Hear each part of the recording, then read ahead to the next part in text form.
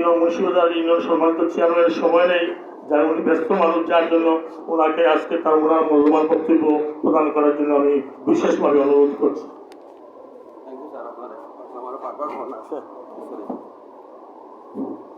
বিসমিল্লাহির রহমানির রহিম। আজকে মুন্সিবাজার কালীপ্রসাদ উচ্চ বিদ্যালয়ের অভিভাবক এবং টিচারদের সম্বোধন অনুষ্ঠান, উক্ত অনুষ্ঠান উপস্থিত আছেন অত্র প্রতিষ্ঠানের সম্মানিত সভাপতি, বিশেষ অতিথি। আমি সবার নাম নিয়ে সময় নিয়ম করছি না, যেহেতু আমারও সময়ের একটু তারা প্রচণ্ড গরম, আপনারাও মূল্যবান সময় দিয়ে দীর্ঘক্ষণ এখানে বসে আছেন, তাই আমি সবাইকে আমার পক্ষ থেকে, আমার মুন্সিগঞ্জ পরিষদের পক্ষ থেকে ধন্যবাদ জানিয়ে, কৃতজ্ঞতা জানিয়ে আমি আমার একটি কথা বলে আমার কথাটা শেষ করব। সম্মানিত উপস্থিতি, আমি এই জনপদে একজন জনপতি প্লাস আমি এই স্কুলে একদম নিকটতম প্রতিবেশী। আপনারা উত্তর দিকে চাইলেই স্কুলের সীমানা শেষ হলেই আমার বাড়ির সীমানা শুরু। সেই হিসাবে আসলে সেই স্কুলের সাথে আমাদের অনেক স্মৃতি জড়িত। এখানে আমার বাবা লেখাপড়া করেছেন, আমি লেখাপড়া করেছি, আমার ছেলেরা লেখাপড়া করেছে, সম্ভবত আরও 2-1 বছর পরে আমার নাতিও লেখাপড়া করবে। শতবর্ষী পূর্তি একটি স্কুল, সেই স্কুলের সব সময় আমরা প্রত্যেকটি ক্ষেত্রে, শুধু লেখাপড়া না, সব ক্ষেত্রেই আমরা এই স্কুলের উজ্জ্বল ভবিষ্যৎ কামনা করি। সেই স্কুল আমাদের ঠিক গর্বের জায়গা। সেই হিসাবে আমি স্কুলের 2-1টি কথা বলেই আমি আমার কথাগুলো শেষ করব। সম্মানিত উপস্থিতি, প্রথমেই আমি 2026 সালে যারা এই স্কুল থেকে সুনামের সহিত যারা এসএসসিতে কৃতকার্য হয়েছে, ভালো রেজাল্ট করেছে, সবাইকে আমি ধন্যবাদ জ্ঞাপন করি। মহান আল্লাহ তাআলা ওনাদেরকে দেশ ও জাতির কল্যাণের জন্য কবুল করেন। পাশাপাশি যারা অকৃতজ্ঞ হয়েছেন তাদের জন্য দুঃখ প্রকাশ করছি। আপনারা হতাশ হওয়ার কোনো কারণ নেই। আপনারা আপনার মন দিয়ে আবার লেখাপড়া শুরু করেন, তাহলে দেখুন অবশ্যই আপনারাও আগামীতে ভালো একটি রেজাল্ট করতে পারবেন এবং দেশের কাজের জন্য আপনারা সুবিধা করতে পারেন।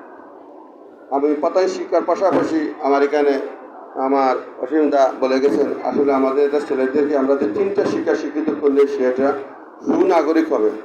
পাতাই শিক্ষা পাশাপাশি ধর্মীয় শিক্ষা, সামাজিক শিক্ষা।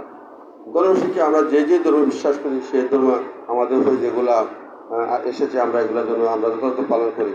আমি স্কুলে অনুরোধ করবো, আমি প্রায় স্কুলে আমি দেখেছি, আমার সুযোগ হয়েছে, যেহেতু আমরা তৃণমূলে কাজ করি, আমরা এলাকা বিচরণ করি, স্কুলের পার্শ্ববর্তী মসজিদে নামাজ করি, স্কুলের ছাত্রদেরকে কম দেখা যায়। এটা আসলে আমাদের জন্য খুবই দুঃখজনক। আমি অনুরোধ করবো, এখানে যারা শিক্ষক আছেন আপনারা ওদেরকে জোরে নামাজ টাইমে দেখা যায় স্কুলের ছাত্ররা বাইরে আড্ডা দিতেছে, কিন্তু নামাজ পড়ে না। এই জন্য আমি অনুরোধ করবো আপনারা এদিকে একটু গাইড দেবেন, যাতে তারা টাইমলি নামাজটা আদায় করে। নামাজ এমন একটি ইবাদত, আমাদের ইসলাম ধর্মে বলা হয়েছে, এটা ভালো মন্দের পাশে, এটা ভালো কাজে মানুষকে উৎসাহিত করে, মন্দ কাজ থেকে মানুষকে বিরত রাখে। আরেকটি কথা আমি রুয়েল ভাই কথা ধরে বলবো, যে এই যে মাদকের একটি চোরাচুরি, এটা হলো সামাজিক অবক্ষয়ের কারণে এই মাদকের একটি চোরাচুরি। এটা আসলে আপনারা দেখেন, আজ থেকে 10 বছর আগে এই মাদকটি কিন্তু এত চোরাচুরি ছিল না, কিন্তু আজ 10 বছর ধরে আমরা দেখতেছি এই মাদকের বিশাল একটি চোরাচুরি, সম্ভবত 2015 সালের পর থেকে। আপনারা গতকাল থেকে দেখবেন টপ অফ দ্য নিউজ ছিল রংপুরে, একই পরিবার 4 জন, তাও উনি সাবেক প্রধান শিক্ষক, উনি উনার পরিবার, উনার মেয়ে, উনার ছেলেকে সাথে ছেলে বেশি ইয়াবা খাচ্ছে, উনি দেখছে, আপত্তি দিছে, পরবর্তী উনাকে শ্বাসরুদ্ধ করে উনাকে মেরে ফেলছে। শুধু মেরে ফেলে নাই, সে এত মাদকাসক্ত ছিল, মেরে ওই বাসার বাথরুমে সে গোসল করেছে, ফ্রিজ থেকে সে শসা বের করে খেয়েছে, টেবিল থেকে সে খেজুর খেয়েছে। এখন আপনারা বুঝেন আমরা কোথায় আসি।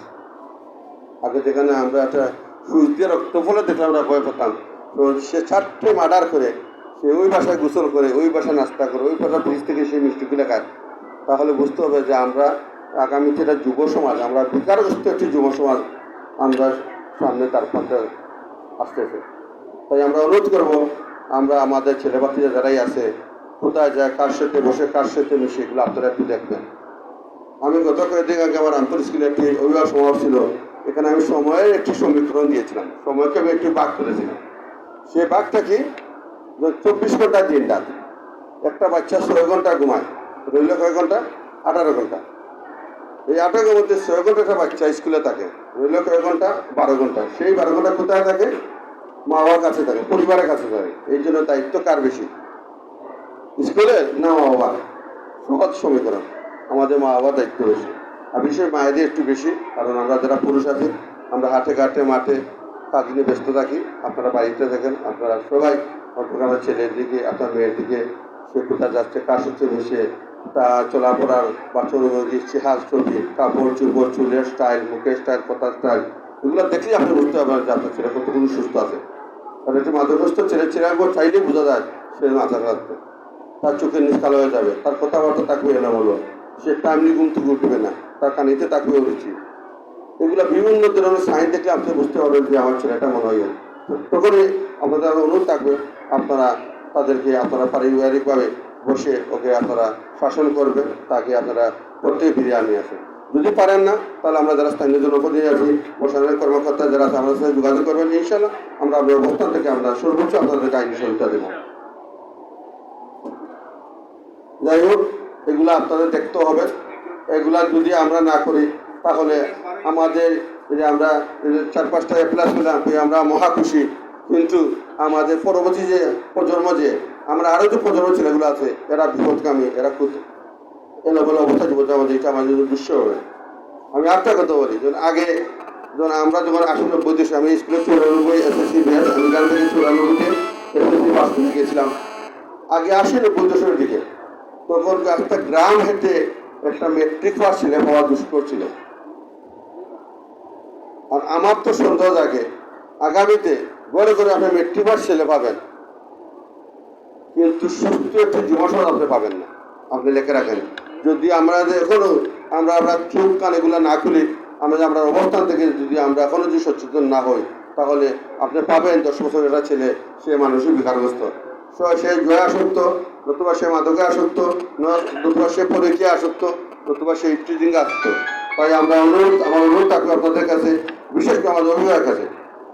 এবার কি SSC রেজাল্ট খুব করার একটা রেজাল্ট হয়েছে, আমি ফেসবুকে একটা পোস্ট লিখেছিলাম যে SSC রেজাল্ট বিপর্যয় কারণ অভিভাবক, শিক্ষক নাকি মোবাইল। এখানে অনেক কমান্ড আসছে, আমি দেখছি প্রায় আমার এই পোস্টটা প্রায় 1.5 লক্ষ মানুষ দেখেছে। কমান্ড হয়েছে প্রায় 20,000 উপরে, বেশি কমান্ডে আছে তাই অভিভাবক।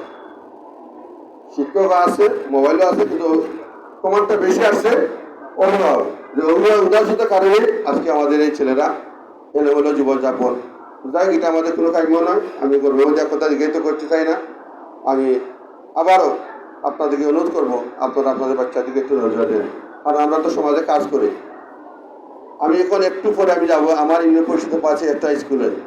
মেয়েটি আমার এই নদর্শন চৌধুরীর ছেলেটি আসছে সাবন্ধ থেকে মেয়েটিকে তুলে নেওয়ার জন্য, নাকি এটা ঝামেলা হয়েছে, এখানে সব বসে আছে, ওনাকে নিয়ে আমি যাবো। ওনাকে বলছি ছেলেটাকে আটকে রাখো, আমি আসতেছি। অবশ্যই সাবন্ধের ছেলে মনুষ্য আসছে, মানে তো অবশ্যই একটা কানেক্টেড আছে। এই জন্য আমি তো সাবন্ধের ছেলেকে দুষলে হবে না, আমি আমার এলাকায় মেয়েকেও দুষতে হবে।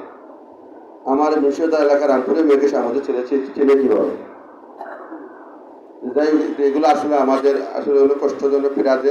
আমরা সমাজে যখন বিচারে যাই তখন গিয়ে দেখি অনেক অসহায় মা বাবা আমাদেরকে বলছে, সাহেব প্লিজ আপনি একটু কিছু করেন, তোমাদের আসলে আমাদের কিছু করা যায় না। আপনি তো জানেন, যদি একটি ছেলে সে যদি জুয়া খেলে, তাকে কাঁদে ফেরানো সম্ভব, যখন তার টেকা তখন সে আর খেলবে না। একটা ছেলে যখন ইফটিজিং করে বা একটা মেয়ের সাথে চিৎকারি মারে বা একটু বাজাজ করে, একসময় দেখবেন সে আস্তে আস্তে ঘুরতে ফিরে আসে। দু একটা ছেলে যদি মাদকাসক্ত হয়ে যায়, আপনি লিখে রাখেন, সেখান থেকে তাকে ফিরিয়ে আনা মেনি টাফ।